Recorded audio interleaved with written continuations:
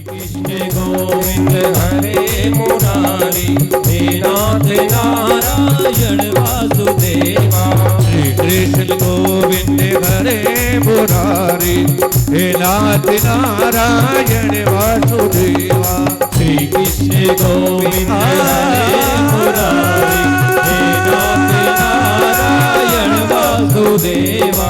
श्री कृष्ण गोविंद हरे मुरारी, हे नाथ नारायण वासुदेवा। हे नाथ नारायण वासुदेवा। जय जय श्री, जय जय श्री राधे, जय जय श्री राधे। भगवान जब घुटनों के बल पर चलने लगे तो सुखदेव जी महाराज उनकी अनेक दिव्य लीलाओं का वर्णन कर रहे हैं। माखन चोरी की लीला का वर्णन आया है। माखन चोरी की लीला क्या है? माखन का एक नाम नवनीत है। नवनीत, नवनीत किसे कहते हैं? जो नित्य नवीन बना रहे। ध्यान देना बंधुओं माताओं, अनेकों भाव आप लोगों ने सुने हैं कथाओं के। हम कथा का इस झांकी का दर्शन करते हुए आगे बढ़ें। ये ध्यान भाव है, प्रभु का ध्यान लगे, हमारा मन प्रभु में लग जाए, उसकी जो दिव्य छवि है, दिव्य लीलाएं हैं, उनमें हमारा ध्यान लगे। नवनीत यानी कि जो नित्य नया रहता है, प्रतिदिन जो नया है। तो जो नवनीत को चुराने का भाव क्या है? जो नित्य नया मन है, नित्य नए नए भाव जिस मन में है, पवित्र भाव जिस मन में है, कुविचार जिस मन से हट जाते हैं, वासनाएं जिस मन से तिरोहित हो जाती हैं, ऐसे इस पवित्र और नवनीत मन को प्रभु चुराया करते हैं। बोली बाल कृष्ण लाल की जय। और हमारा मन यदि भगवान चुरा लें तो क्या होगा? फिर मन हमारा उसी में लग जाएगा, मन में फिर विकार नहीं आएंगे, मन में बिना बात की खटपट और भटकाव नहीं आएगा। तो माखन चोरी की ऐसी दिव्य लीला भी भगवान कर रहे हैं। जैसा कि हम संकेत कर रहे हैं कि लीलाएं तो सारी की सारी ऐसी हैं, विस्तृत व्याख्या इनकी हो तो समय बहुत ज्यादा लग जाए। भगवान की इस पावन झांकी का दर्शन करें और देखो, अपने घर माखन की कमी नहीं है। कितना माखन अपने घर होता है, कितनी गौएं नंद बाबा के यहाँ हैं, फिर भी अपने मित्रों की मंडली बना करके कभी किसी गोपी के घर, कभी किसी गोपी के घर, कभी किसी गोपी के घर जाते हैं और माखन की मटकी चुरा करके उसको फोड़ देते हैं। कुछ माखन स्वयं खाते हैं, अपने मित्रों को खिलाते हैं और कुछ बंदरों तक को खिला देते हैं। गोपियां उल्हाना लेकर के मैया यशोदा के पास जाती हैं, मैया डांटती हैं। गोपियां उल्हाना लेकर के मैया के पास जाती हैं, मैया यशोदा उन गोपियों को अनेकों भावों से समझाती हैं कि देखो ऐसे किया करो, ये तो बड़ा नटखट है, तुम अपने माखन की मटकी को कहीं ऊंचे पे लटका दिया करो, जहां इसका हाथ ना जाए, जहां हाथ ना जाए वहां लटका दिया करो। गोपियां कहती हैं कि मैया आप क्या समझती हो, हमने कभी ऊंचाई पे अपनी मटकी को नहीं लटकाया। जितनी ऊंची हमारी छत है, यानी कि जहां तक बच्चे का हाथ ना जा सके, उतनी ऊंचाई पर हमने अपनी माखन की मटकी को टांग करके देख लिया। लेकिन ये ऐसा है, ऐसा शरारती है, अकेला नहीं आता है, इसके साथ बहुत सारे इसके साथी होते हैं और एक दूसरे के ऊपर वो खड़े हो जाते हैं। इस तरह से बना करके सबसे ऊपर स्वयं खड़ा हो जाता है। इस पावन झांकी का दर्शन कीजिए और ऊपर बहुत ऊंचाई पर लटकी हुई उस माखन की मटकी को भी ये फोड़ देता है। ऐसा तेरा नटखट ये लाला है। मैया यशोदा एक दिन कहने लगी, फिर ऐसे किया करो, जहां अंधेरा है ना, जिस कोठरी में अंधेरा है, उस अंधेरे वाली कोठरी में माखन की मटकी को रख दिया करो।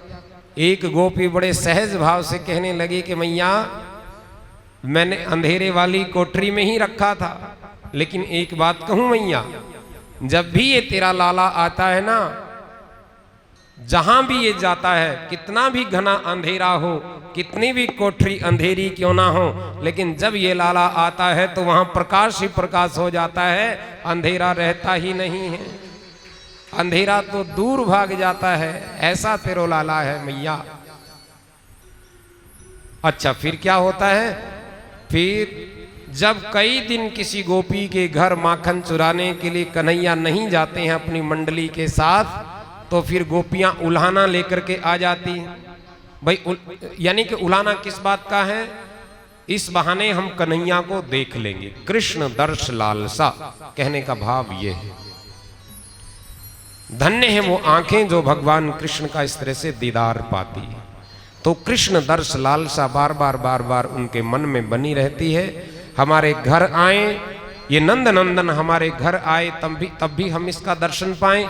एक दिन, 2 दिन, 3 दिन बीत जाएं तो फिर उल्हाने के बहाने वो यशोदा रानी के घर चली जाती हैं। इस बहाने कन्हैया का, लाला का वहां दर्शन हो जाएगा। तो मेरी माताओं, बंधुओं, भगवान के दर्श की ये लालसा इस प्रकार से, ऐसी दिव्य ये माखन चोरी की लीला है। मृद भक्षण लीला का दर्शन सुखदेव जी महाराज करवाते हैं। एक बार भगवान ने ब्रह्मांड घाट पर ब्रज रज का रसास्वादन किया। ये जो ब्रज रज है, ब्रज की जो रज है, आज भी ब्रज रज का बड़ा महत्व है।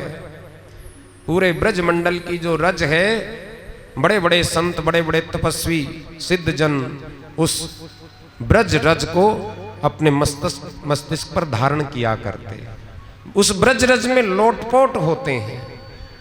मेरा सौभाग्य कब होगा जो मैं उस ब्रज में लौटूंगा, ऐसी संतों की इच्छा बनी रहा करती है। प्रेम से कहो श्री राधे।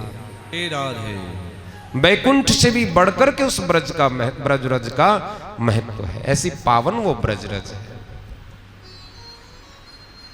तो एक दिन जब ब्रह्मांड घाट पर उस ब्रज रज का रसास्वादन भगवान ने किया, मैया यशोदा ने पूछा, कन्हैया तुम्हारे मुख में क्या है?